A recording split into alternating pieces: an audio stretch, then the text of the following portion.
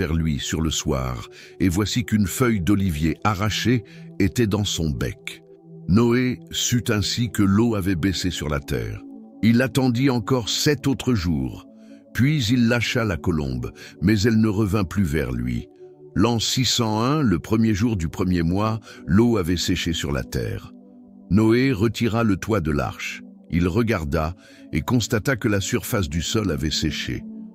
Le 27e jour du 2e mois, la terre fut sèche. Alors Dieu parla à Noé. « Sors de l'arche avec ta femme, tes fils et les femmes de tes fils.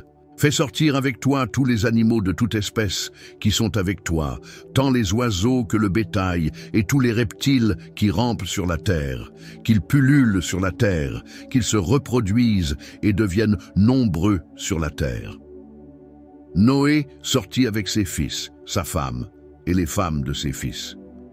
Tous les animaux, tous les reptiles, tous les oiseaux et tout ce qui se déplace sur la terre sortirent de l'arche en fonction de leur espèce. Noé construisit un autel en l'honneur de l'Éternel. Il prit de toutes les bêtes pures et de tous les oiseaux purs et offrit des holocaustes sur l'autel. L'Éternel perçut une odeur agréable et se dit en lui-même : « Je ne maudirai plus la terre à cause de l'homme, car l'orientation du cœur de l'homme est mauvaise dès sa jeunesse, et je ne frapperai plus tous les êtres vivants comme je l'ai fait. Tant que la terre subsistera, les semailles et la moisson, le froid et la chaleur, l'été et l'hiver, le jour et la nuit ne cesseront pas. » Genèse 9, Noé et ses fils. Dieu bénit Noé et ses fils. Il leur dit : « Reproduisez-vous, devenez nombreux et remplissez la terre. Vous serez craints et redoutés de tout animal de la terre, de tout oiseau du ciel, de tout ce qui se déplace sur le sol et de tous les poissons de la mer. Ils sont placés sous votre autorité.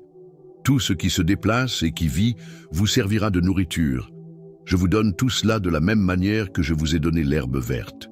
Seulement, vous ne mangerez aucune viande avec sa vie, avec son sang.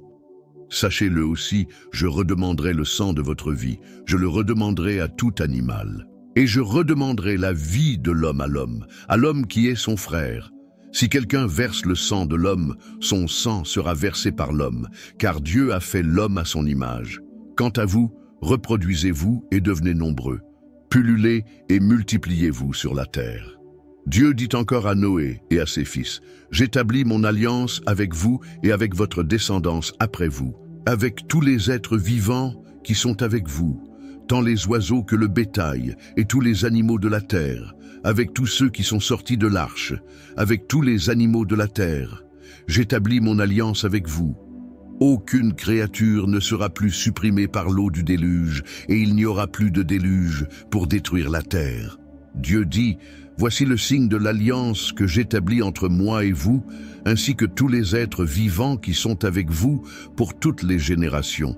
J'ai placé mon arc parmi les nuages, et il servira de signe de l'alliance conclue entre moi et la terre.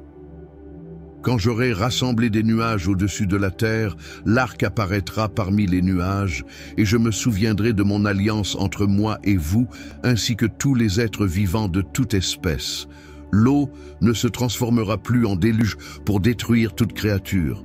L'arc sera parmi les nuages, et je le regarderai pour me souvenir de l'alliance éternelle entre Dieu et tous les êtres vivants de toute espèce qui se trouvent sur la terre. » Dieu dit à Noé : « Tel est le signe de l'alliance que j'établis entre moi et toute créature sur la terre. » Les fils de Noé qui sortirent de l'arche étaient Sem, Cham et Japheth. Cham fut le père de Canaan.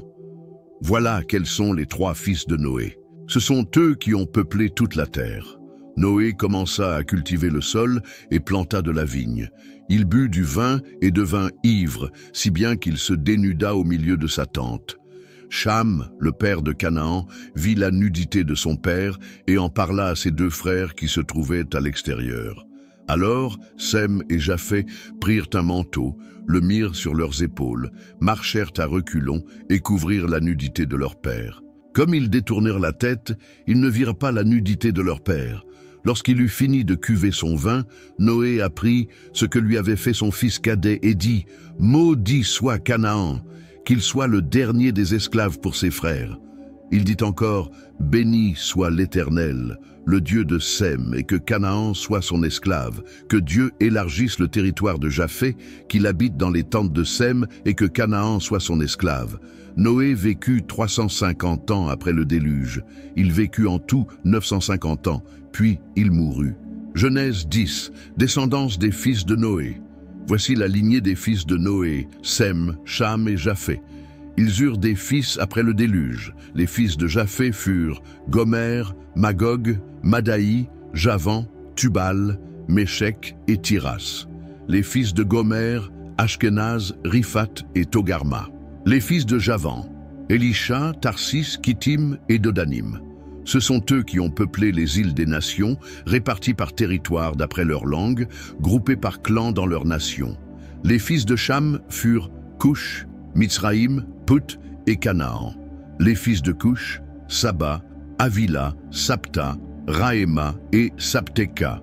Les fils de Raéma, Séba et Dedan. Cush eut aussi pour fils Nimrod, qui fut le premier homme puissant sur la terre. Il fut un puissant chasseur devant l'Éternel.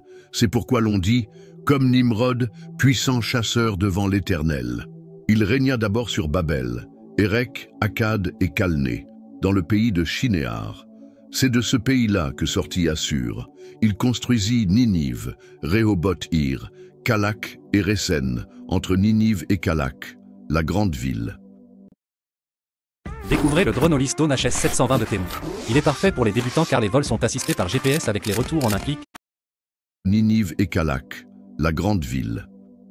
Mitzraïm eut pour descendants les Ludim, les Anamim, les Léhabim, les Naphtuhim, les Patrusim, les Kasluim dont sont issus les Philistins, et les Caphtorim. Canaan eut pour descendants Sidon, son fils aîné, et Heth, ainsi que les Jébusiens, les Amoréens, les Girgasiens, les Éviens, les Arkiens, les Siniens, les Arvadiens, les Tsémariens, les Hamathiens.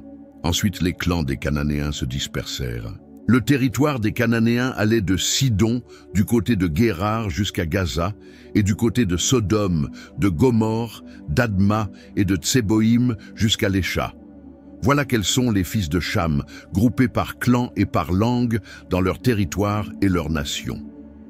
Le frère aîné de Japheth, Sem, eut aussi des fils. Il fut l'ancêtre de tous les descendants d'Héber. Les fils de Sem furent Télam, Assur, Arpachshad, Lud et Aram.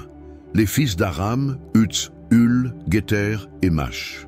Arpachshad eut pour fils Shélak, et Shélak eut Héber. Héber eut deux fils.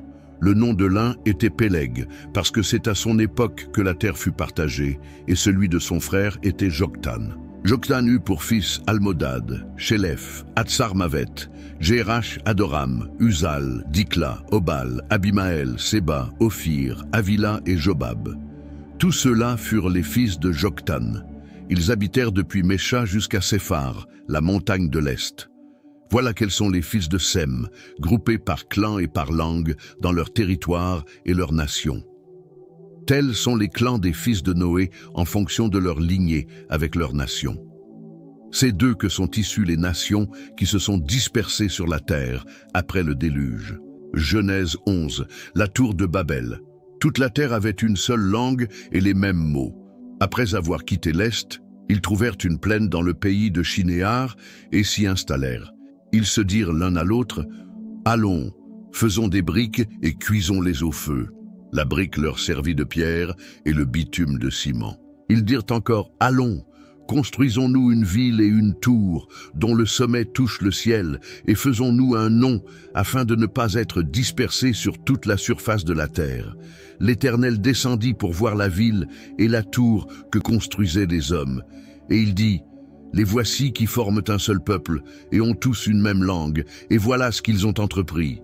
Maintenant, rien ne les retiendra de faire tout ce qu'ils ont projeté. Allons, descendons et la brouillons leur langage, afin qu'ils ne se comprennent plus mutuellement. » L'Éternel les dispersa loin de là sur toute la surface de la terre. Alors ils arrêtèrent de construire la ville. C'est pourquoi on l'appela Babel, parce que c'est là que l'Éternel brouilla le langage de toute la terre, et c'est de là qu'il les dispersa sur toute la surface de la terre. Histoire d'Abraham.